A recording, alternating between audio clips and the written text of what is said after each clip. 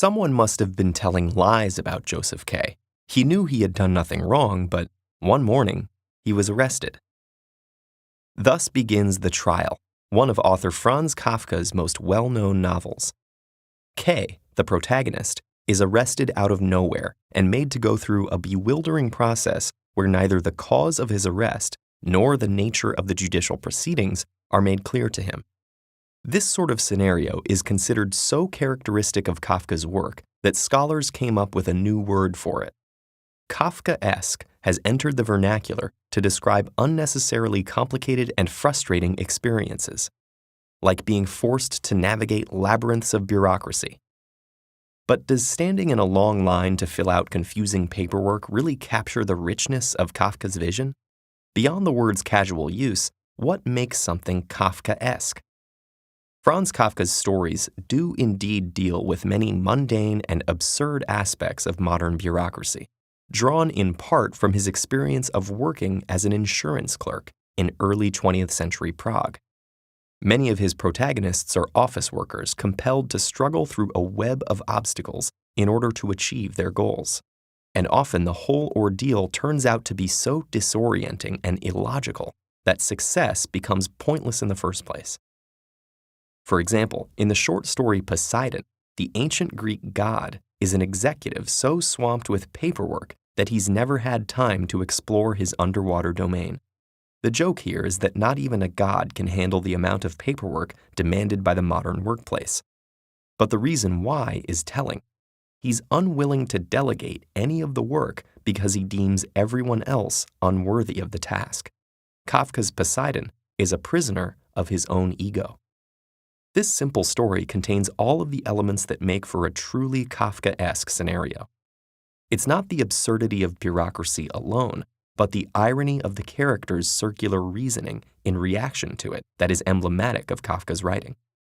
His tragicomic stories act as a form of mythology for the modern industrial age, employing dream logic to explore the relationships between systems of arbitrary power and the individuals caught up in them.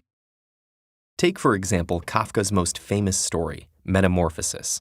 When Gregor Samsa awakens one morning to find himself transformed into a giant insect, his greatest worry is that he gets to work on time. Of course, this proves impossible. It was not only the authoritarian realm of the workplace that inspired Kafka. Some of his protagonist struggles come from within. The short story A Hunger Artist describes a circus performer whose act consists of extended fasts. He's upset that the circus master limits these to 40 days, believing this prevents him from achieving greatness in his art. But when his act loses popularity, he is left free to starve himself to death. The twist comes when he lays dying in anonymity, regretfully admitting that his art has always been a fraud. He fasted not through strength of will, but simply because he never found a food he liked.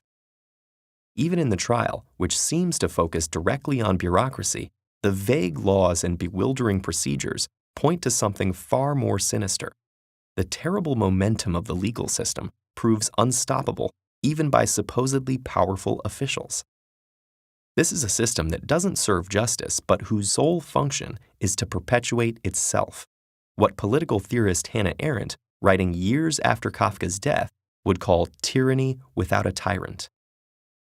Yet accompanying the bleakness of Kafka's stories, there's a great deal of humor, rooted in the nonsensical logic of the situations described.